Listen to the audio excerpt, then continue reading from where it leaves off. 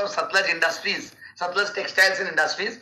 अब देखिए सतलज टेक्सटाइल्स, देखिए के बिरला ग्रुप कंपनी है, तो वहां कोई दिक्कत ही नहीं है कि पेडिग्री के बारे में, और एक पुरानी कंपनी है काफी, मतलब सालों से, इनफैक्ट 1938 जहां तक मुझे ध्यान आ रहा है, क्योंकि मैंने जब कल पढ़ रहा था तो यही फिगर सामने आ रहा था। और दूसरी बात अभी है 2005 में इसकी कॉर्पोरेट रिस्ट्रक्चरिंग हुई थी, और जितने भी टेक्सटाइल्स के जो बिजनेसेस है वो एक उसमें लाके मर्ज किया था, तो इसलिए सतलज टेक्सटाइल्स एंड इंडस्ट्रीज का बर्थ हुआ था।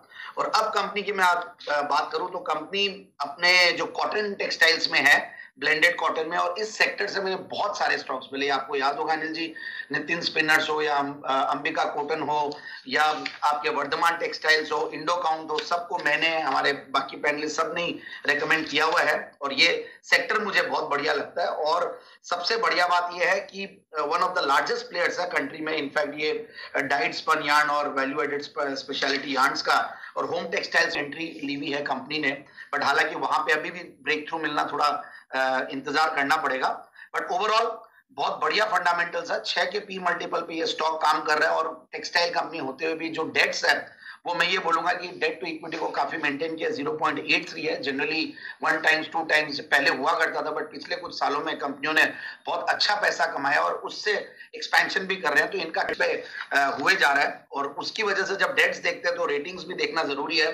तो लाजमी है कि बिरला ग्रुप कंपनी है, के बिरला ग्रुप कंपनी, तो A+ की रेटिंग्स है, तो वहां पे भी कोई दिक्कत नहीं है, स्टेबल है काफी।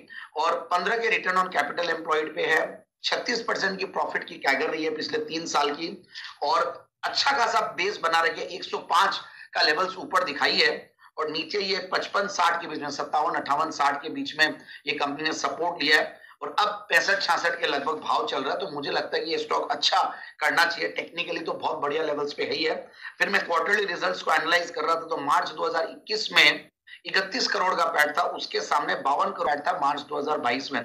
तो company highest ever quarterly profits कमाई है। उसका रीजन ये भी है कि टॉप लाइन भी बहुत बढ़िया बढ़ा है, और साथ साथ मार्जिन भी 11% के मार्जिन से 14% के मार्जिन पे आए, जहां पे कॉटन में देखिए प्राइसेस को लेकर काफी वो थी, और ऊपर से इसलिए स्टॉक भी करेक्ट किया था 105 के लेवल से। जब करेक्ट किया तो रीजन यही था कि पिछले कुछ दिनों में कॉटन की प्राइसेस काफी मतलब स्पाइरल हो रखी थी, और प्रोमोटर्स की शेयर होल्डिंग करीब 64% के लगभग है। पिछले क्वार्टर में, मार्च 2022 के क्वार्टर में, एफआईआईज भी इनफैक्ट 1.19% शेयर होल्डिंग लेते हुए दिखे। ठीक है, छोटा है, बट जो भी है, पहली बार इनफैक्ट 1% से ऊपर कंपनी में शेयर होल्डिंग दिखी है। और तो मुझे ऐसा लगता है कि स्टॉक को बिल्कुल इन लेवल्स पे लेना चाहिए। 75 का पहला टारगेट, दूसरा टारगेट 80 का।